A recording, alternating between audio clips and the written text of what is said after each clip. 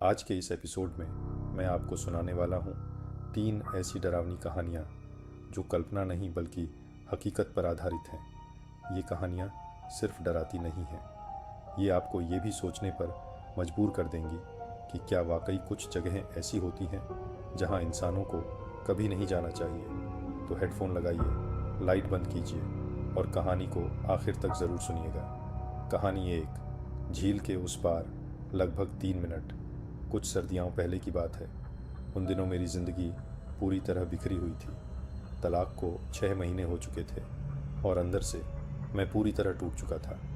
मेरी girlfriend Christina ने एक दिन कहा, चलो कहीं दूर चलते हैं, ऐसी जगह जहाँ सिर्फ शांति हो। हमने न्यूयॉर्क के अपस्टेट इलाके में झील के किनारे बना एक अकेला सा एयरबीएनबी बुक किया। चारों तरफ जंगल, सामने जमी हुई झील और दूर दूर तक कोई इंसान नहीं। पहले ही दिन घर के दरवाजे पर एक छोटा सा पैकेज रखा मिला। कोई नाम नहीं, कोई पता नहीं, बस एक नोट, अपनी छुट्टियों का आनंद लें और ख़ुद को गर्म रखिए। अंदर थी एक माचिस की डिब्बी। तीसरी रात करीब 1 बजे मुझे एक अजीब आवाज़ से नींद खुली। खिड़की से देखा तो जमी हुई झील पर एक स्नो मोबाइल हमारी तरफ आ रहा था।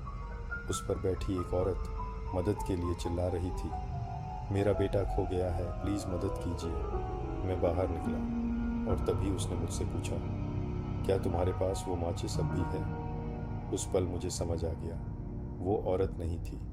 अगले ही सेकंड उसने पिस्तौल निकाल ली। फ़ोन, चैन, अंगूठी, सब कुछ लेकर वो तूफ़ान में गायब हो गया। आज भी जब बर्फ़ गिरती है तो मुझे दूर से स्नो मोबाइल की आवाज़ सुनाई देती है।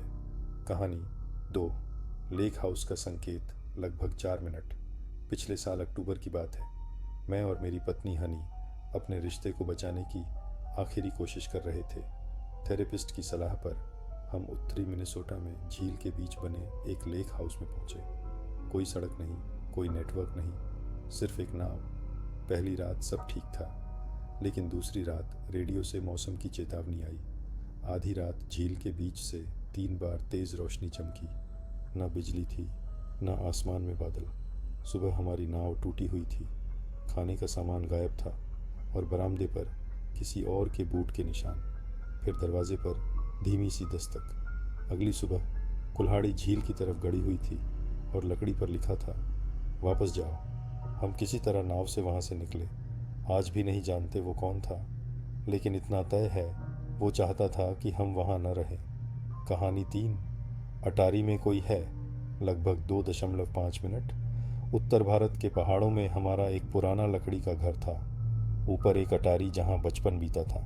एक साल हमने वो घर एक पुराने फौजी को किराए पर दे दिया। कुछ महीनों बाद माली ने बताया, वो आदमी बच्चों को घूरता रहता है, उसे निकाल दिया गया। 1 साल बाद जब हम लौटे तो हमारा कुत्ता बियर अजीब तरह से डर रहा था। डिनर से लौटे तो बियर खून से लथपथ पड़ा था। अटारी का दरवाज़ा खुला हुआ था। पुलिस ने उसी बूढ़े आदमी को अटारी से निकाला। वो महीनों से वहीं छिपा था। आज भी वो घर खाली पड़ा है और कभी कभी लोग कहते हैं कि अटारी की खिड़की से अब भी कोई झील की तरफ देखता है। Outro 30 second. दोस्तों, ये कहानियाँ सिर्फ डर की नहीं हैं, ये उस सन्नाटे की कहानियाँ हैं जहाँ इंसान खुद से भागता है और किसी और ही डर से टकरा जाता है।